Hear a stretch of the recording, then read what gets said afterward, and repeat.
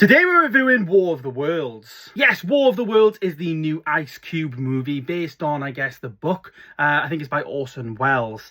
We've had many iterations of War of the Worlds, of course, Tom Cruise's famous movie, and many different TV shows and stuff over the years, but this is a different take entirely. Now, this film entirely takes place viewing CCTV imagery, viewing FaceTime, relying on, computer screens to tell the story. Things like Searching and Missing, for instance, those kind of movies where you're very much watching it through a computer screen. And Ice Cube basically is this like man in the chair, so to speak. We see some things happening with his kids, his daughter and son. Then we also see him obviously in terms of his work, which he's actually like quite high up in Secret Service or Secret Intelligence or whatever, and has a lot of relationships, people in the FBI, CIA, not to mention the President of the United States is in there, and all of that. So there's a lot of actual plot stuff that's actually happening. Now, this movie has absolutely reviewed bomb, and I 100% agree with it. It is absolutely shocking how this film was even made in the first place, let alone having a $132 million budget to play with.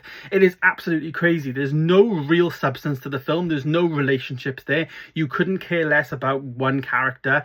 The relationship building is shocking. There was one point where he was like locked in the room. He tried to like lock himself out, and then he got out, and then when he actually got out, he switched to FaceTime really quickly, and then he ended up just being back in the office anyways. So that whole bit was just totally irrelevant and not really needed. You didn't care about the daughter. Everything seemed to be way too convenient, especially the whole point where something went in her leg basically, and then he put her in a Tesla, which was very convenient. Then he controlled the Tesla down the street away from the alien just in the nick of time kind of thing.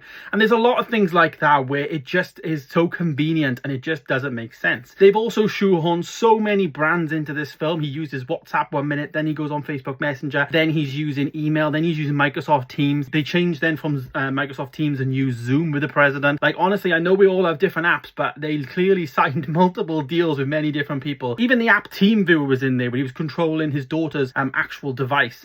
He even was able to see her heart rate and stuff. So everything just seemed very convenient, and I don't think there's any parent out there in the world that would have that much data about their children, even the most overprotective ones. But yeah, crazy. It was very much man in the chair. Some bad things in there. Ice Cube was just Ice Cube and just wasn't anything great. But it is on Amazon Prime Video here in the UK. If you are interested and want to watch it, I probably wouldn't bother. But if you are, then it's there. Of course, rating War of the Worlds. What did I score it? Well, I actually gave it a half a star. It doesn't even deserve anything for me, and it is the worst film of 2025 so far. Have you seen War of the Worlds? Let me know in the comments down below.